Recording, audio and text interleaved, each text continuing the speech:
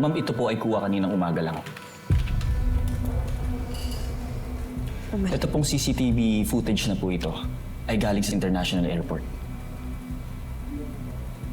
Umalis sila. I'm afraid, ma'am. But yes, lumipad na po sila papuntang US.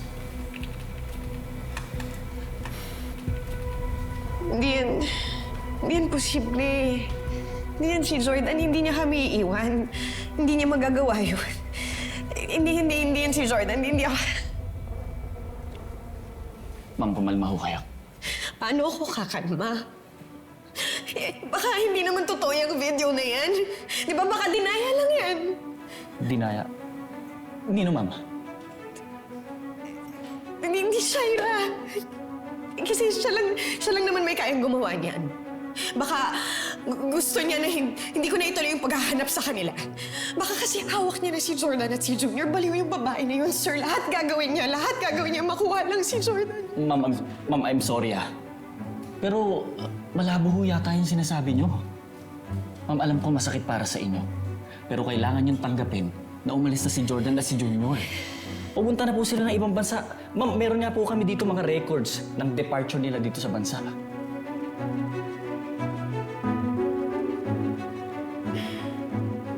Hindi pwede. Paano may gagawa yun ni Jordan? Hindi. Hindi kaya, ma'am, matagal niya ng plano yon? Plano? Anong sinasabi mo? Plano niya? Iwanan kami? Ma'am, kasi nung pumunta kami dun sa crime scene, wala na kami naabutan. Siguro nataranta sila or hindi ko alam. Baka naisip niya na lang umalis at iligtas yung bata. Hindi magagawa niya, sir.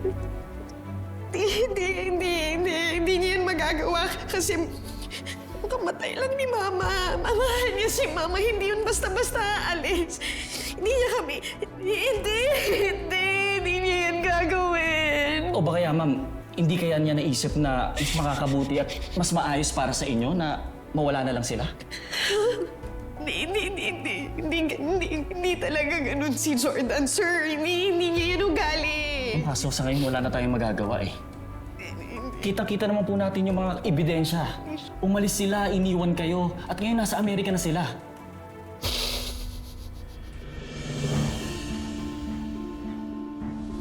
Alis kami ni Tori. With or without you. Iiwan mo ako. Wala akong choice kung pipiliin mo yung iba over your family. Jordan, that's so unfair. Kasi dalawa yung pamilya ko. Hindi mo pwedeng kabigin lahat. Kailangan mo mamili. Ako at si Tori o si Jeremy at Leon. Ano niya nagawa? Ma'am, alam ko po mahirap. Pero kailangan niyo pong tanggapin kasi sa tingin ko ito lang po yung makakabuti for now. Hanggat hindi nila nakikita si Shaira, hindi nila titigilan si Jordan at si Junior. Or worst, pwede pa kayong madamay ng mga anak niyo.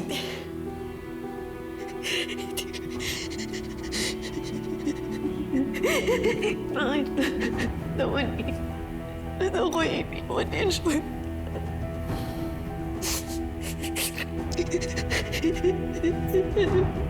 Anong gagawin ko?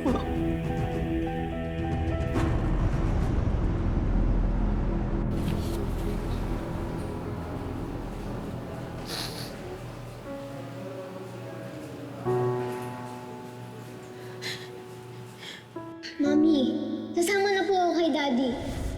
Ayoko na pong matakot, ayoko na pong makidnap ulit, at ayoko na pong isipin si Tita Shaira lagi-lagi. Wala namang perfectong nanay. All we can do is to try to do our best na merong kasamang dasal. Na sana tama ang ginagawa natin para sa mga anak natin at sa mga pagkakamali natin. Doon tayo natututo para maging isang magulang.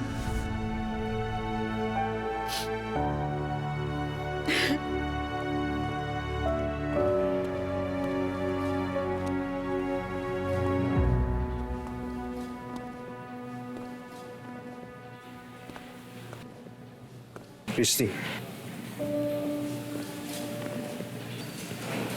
Ano nangyari? Si Jordan, Leo. Si Jordan. Oh, ano nangyari kay Jordan? Iniwan niya kami. Lumipad papuntang Amerika. Kasama niya si Junior. Ay, sandali. Paano mo nalaman? Kitang-kita sa CCTV sa airport. Umexit sila ng Pilipinas papuntang Amerika. Agad-agad, hindi man lang nagpaalam sa'yo. Nagpakita. Paano to nagawa ni Jordan? Paulit-ulit ko rin tinatanong yung sarili ko ngayon eh. Ano niya nagawang iwan kami? Nabaril na si Mama at ngayon wala na. Ano hindi man lang niya inintindi yung pamilya niya? Bakit hindi niya iniisip yung pamilya niya, lalo na si Tori? Kanina ko pa iniisip to, Leon. Kanina ko pa kinukulta yung utak ko. Paano ko sasabihin to sa anak ko? Paano ko i-explain kay Tori na inabando na kami ng daddy niya? Steve.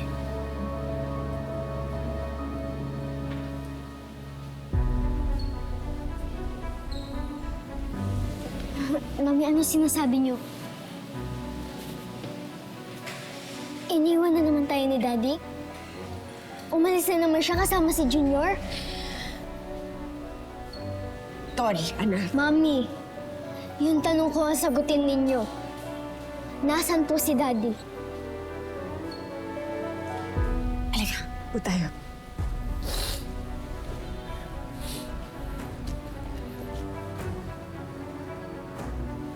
Anak, I'm really sorry. Lumipad na patungong Amerika ang daddy mo. Kasama si Junior. Po, ayoko naman po maging selfish, Daddy. Gusto ko lang naman pong mabuo tayo ulit eh. Masama po ba yun? Yun din ang lagi kong pinagdadasal, anak. Kaya nga sana maging maayos na ang lahat para makapagsimula na tayo. Isang buong pamilya. Pero paano tayo, Mami? Aalis na lang siya? Eh, hindi po ba siya tumawag? Hindi po ba kayo nag-usap? Did he even say goodbye?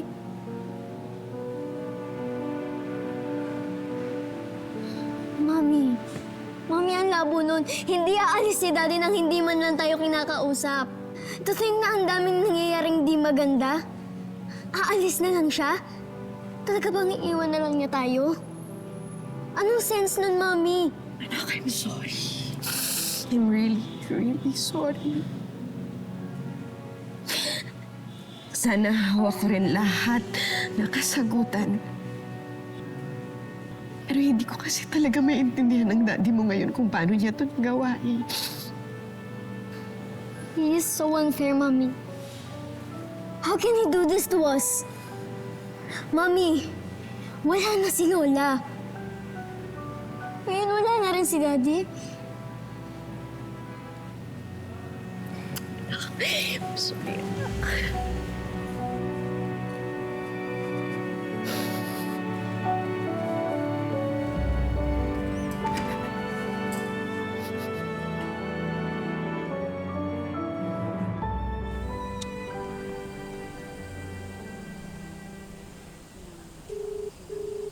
Sagutin mo! Kasi...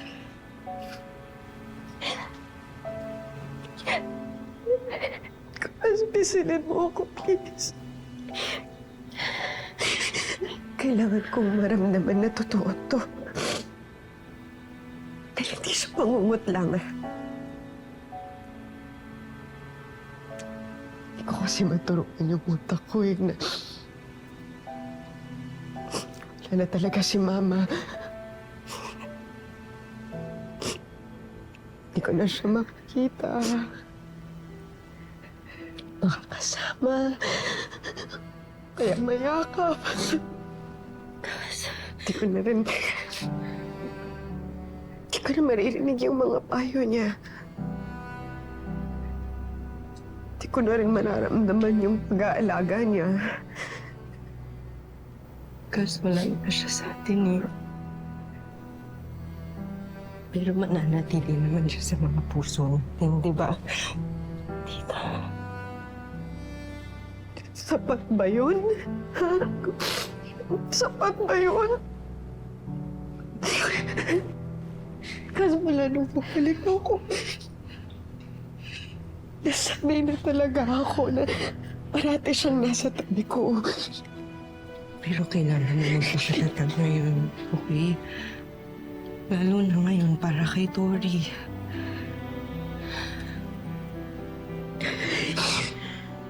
Hindi ko talaga maintindihan kasi hindi ko maintindihan si Jonathan.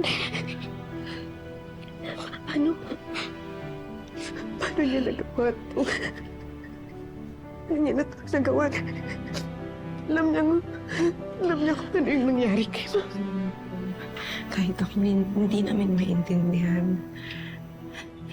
Nasa na ba siya sa Amerika? Meron na bang nagbigay ng balita? Yun na yung masakit kasi.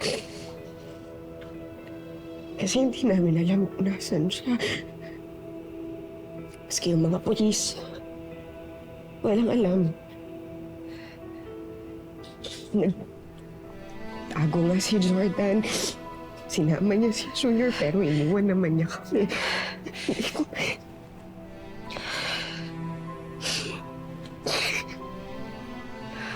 Alam mo, inabandon na ako ni Jordan sa pag-aakala niya patay na si Tori. Kaya ko eh.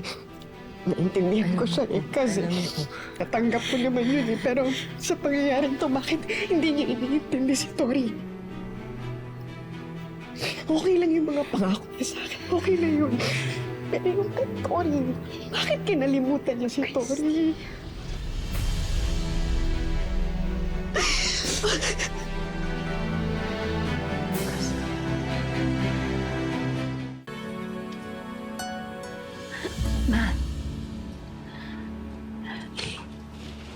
Napalapit na rin si Lola Carmen sa akin. Kung paano po naging itong Lola Sinayusa. Ang hirap tanggapin na wala na talaga sila. Lalo na si Kausa na palaging nandyan para sa atin. Alam kong masakit tanggapin. Pero isipin niyo na lang, hindi naman nasayang yung pagkamatay nila. Dahil sa sakripisyo nila, nakaligtas yung dalawang bata. Tsaka si Jordan. Diba? Nakaligtas nga sila, Ma. Pero wala naman si Sir Jordan at si Junior. Ma, ang hirap nito para kay Tori. Wala siyang ibang hiniling hindi makumplento ulit yung pamilya nila. Tapos sa isang saglit, biglang nagbago lahat. Nawalan siya ng lola. Iniwan siya ng daddy niya. Ma, ang hirap. Talaga ba nasa Amerika na si Jordan? Yan ang sabi ng mga polis. Yun daw yung nakita nila sa CCTV. Pero hindi ka naniniwala. Nalalabuan lang ako. Parang hindi ako makapaniwalang magagawa ni Jordan yun sa pamilya niya. Paliwanag naman yung katibayan ni lahat ng mga pulis. Sa kami dokumento nagsasabi talaga na sumakay sila ng eroplano papuntang Amerika. Parang mahal ni Jordan ang pamilya niya. Ikaw, di ba mahal mo din naman si Billy? Pero umalis ka. Matapos, ba't pinabanggit mo na naman yan? Ano sinasabi ko lang yun para masabi yung punto ko. Dahil kahit gaano mo kamahal ang isang tao, kailangan mo magdesisyon. Kahit masakit, kahit mahirap. sounds like kinakampihan mo si Jordan. But the question is, bakit? Kinakampihan mo ba siya dahil naiintindihan mo yung nararamdaman niya? Or kinakampihan mo siya dahil pabor sa'yo yung mga nangyayari?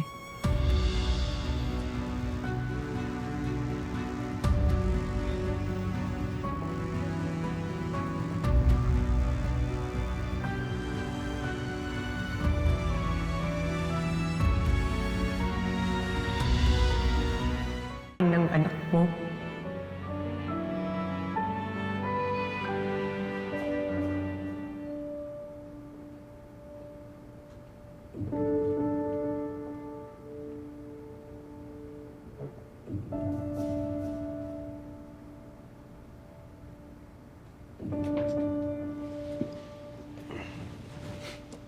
Pasensya na ako na-offend kita.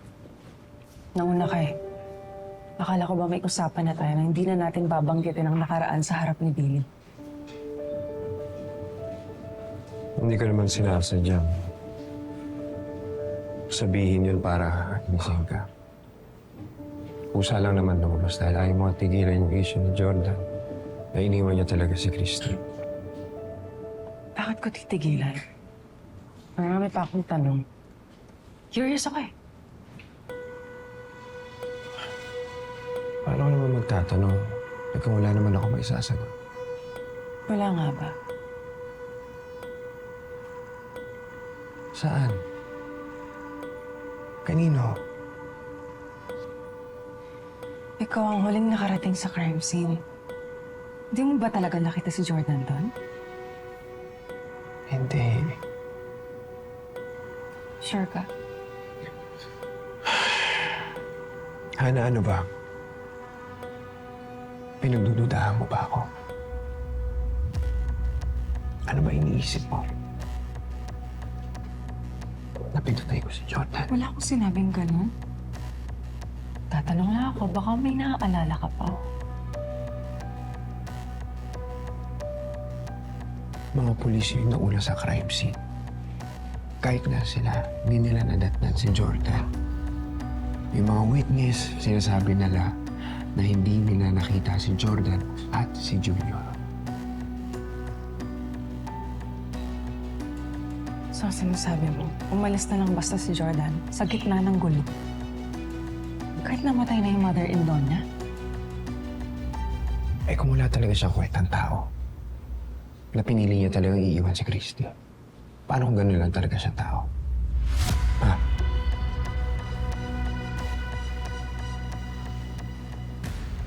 Pero kung titingnan mo, higit sa lahat, ikaw ang nakinabang sa mga nangyayari. Kasi ngayon, hindi naaalis si Christy. Dahil doon, hindi na rin mawawala si Jeremy sa'yo. At ngayon, wala na rin si Jordan. So I guess, ikaw na ngayon ulit ang sasalo kay Christy.